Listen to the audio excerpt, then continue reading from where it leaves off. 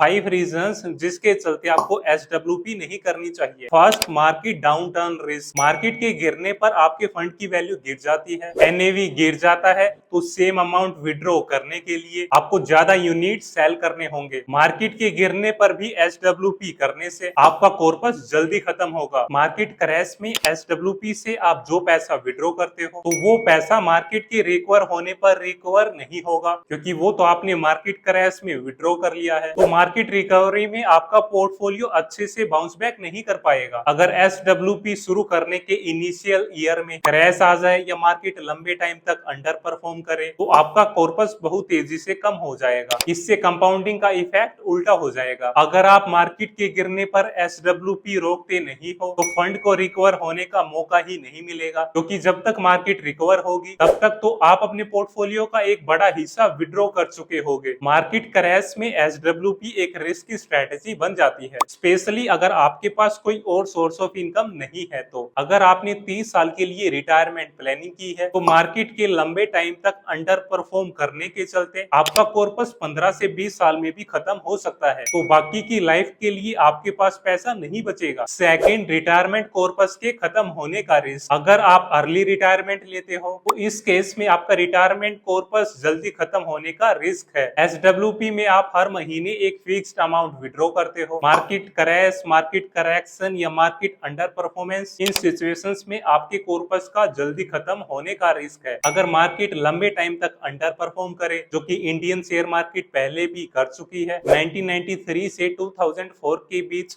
Indian share market ने FD जितने returns भी नहीं दिए, तो ऐसे टाइम में आपका कॉर्पस जल्दी खत्म हो जाएगा। अगर आपका विड्रॉवल रेट ज्यादा है और आप उतने रिटर्न्स जनरेट नहीं कर पा रहे हो तो भी आपका रिटायरमेंट कॉर्पस जल्दी खत्म हो जाएगा। एसडब्ल्यूपी में जो पैसा आप विड्रॉ करते हो वो आपके पोर्टफोलियो, आपके कॉर्पस से कम हो जाता है। इसके चलते कंपाउंडिंग पर नेगेटिव इफेक्ट आता है, क्योंकि कंपाउंडिंग तब ज्यादा अच्छे तरीके से काम करती है जब कमाए हुए रिटर्न्स इन्वेस्टेड ही रहे। इन्फ्लेशन के चलते भी आपके रिटायरमेंट कॉर्पस के जल्दी खत्म होने के रिस्क है, और टाइम के साथ लोगों की लाइफ एक्सपेक्टेंसी भी बढ़ रही है, जिसके चलते लोग लंबा जिएंगे। इसके चलते भी लोगों के कॉर्पस के खत्म होने के रिस्क है। अगर आपको अपने कॉर्पस से एक बड़ा अमाउंट लमसम विड्रॉ करना है और उस टाइम मार्केट में करेक्शन या क्रैश आ रखा है तो भी आपका लॉस होने का रिस्क है। एसडब्ल्यूपी में सबसे बड़ा रिस्क ये है कि अगर आपका कॉर्पस जल्दी खत्म हो जाए तो फिर आपको फाइनेंशियली अपनी फैमिली पर डिपेंड होना होगा, इस डर में कि कहीं आपका रिटायरमेंट कॉर्पस जल्दी खत्म तो नहीं हो जाएगा। इस डर के चलते आप सही से एक्सपेंसेस भी नहीं कर पाएंगे। Third, not ideal for young investors. Young age में आपको पैसा इन्वेस्ट करके ग्रो करना चाहिए, ना कि हर महीने एसडब्ल्यूपी से पैसा विड्रॉ करना चाहिए, क्योंकि ये आपकी लॉन्ग टर्म ग्रोथ को किल करेगा। यंग एज में होने के चलते आपके पास ज्यादा टाइम है कंपाउंडिंग का मैक्सिमम बेनिफिट लेने के लिए, लेकिन यंग एज में एसडब्ल्यूपी करने से कंपाउंडिंग प्रॉपरली काम नहीं करेगा। यंग एज में आपके पास कोई सोर्स ऑफ इनकम तो जरूर होगी, तो फिर आपको यंग एज में एसडब्ल्यूपी की जरूरत तो नहीं पड़नी चाहिए। उस टाइम पर तो आपको अपनी कमाई बढ़ाने पर फोकस करना चाहिए, multiple sources of income generate करने पर फोकस करना चाहिए,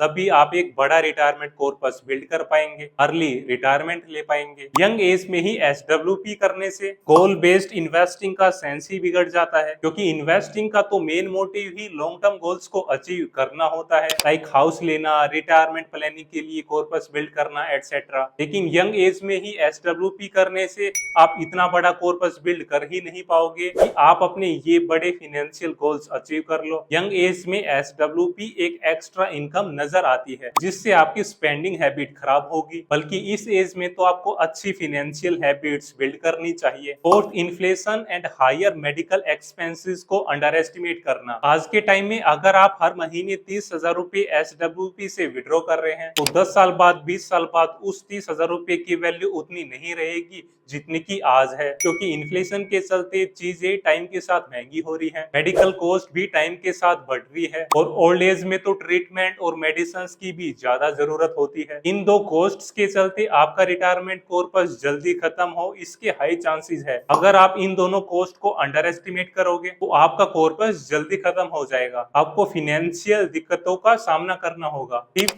whole sense of guaranteed income. SWP आपको हर महीने एक गारंटेड इनकम देता है। तो लोगों को लगता है कि SWP तो एक फिक्स्ड इनकम स्कीम है, जबकि वो पैसा तो मार्केट में इन्वेस्टेड है और मार्केट तो वोलेटाइल होती है। अगर मार्केट गिर गई तो आपके यूनिट सस्ते में बिकेंगे, जिससे आपको सेम इनकम के लिए ज्यादा यूनिट्स बेचने होंगे। SWP आपको एक सैलरी इनकम या फिक्स्ड इनकम जैसा लग सकता है, पर ये कोई FD जैसी गारंटीड रिटर्न्स देने वाली चीज नहीं है। लोग SWP को एक इमोशनल कंफर्ट के लिए चूज करते हैं, पर ये कंफर्ट लॉन्ग टर्म में कैपिटल इरोजन का रीजन बन सकता है। SWP म्यूचुअल फंड से लिंक्ड होता है, जिसमें कैपिटल प्रोटेक्शन उतनी नहीं होती है। तो अगर आप सेफ गारंटीड इनकम चाहते हैं, ऐसे प्रोडक्ट्स को कंसीडर कर सकते हैं। SWP में गारंटी का सिर्फ इल्यूजन होता है, रियलिटी नहीं। Sixth, market end funds under performance. जब मार्केट या आपका फंड अच्छा परफॉर्म ना करे तो SWP आपके पोर्टफोलियो, आपके कॉर्पस के लिए डेंजरस हो सकता है। जब आप मार्केट के डाउन होने पर भी पैसा विड्रॉ करते हैं तो आपका नोशनल लॉस रियल लॉस में बदल जाता है। तब आपके पास यूनिट्स ही नहीं बचेंगे या कम बचेंगे फायदा उठाने के लिए। जब मार्केट या आपका फंड खराब परफॉर्म करे तो आइडियली आपको उसको टाइम देना चाहिए बाउंस बैक करने के लिए, लेकिन SWP करने के चक्कर में आप फंड को रिकवरी के चांस ही नहीं देते हैं। आपका फंड जब खराब परफॉर्म करे तब आपका कॉर्पस भी कम होता है और आपकी इनकम भी अनस्टेबल होती है। और ऐसी सिचुएशन में आप सिर्फ अपनी रिटर्न ही नहीं,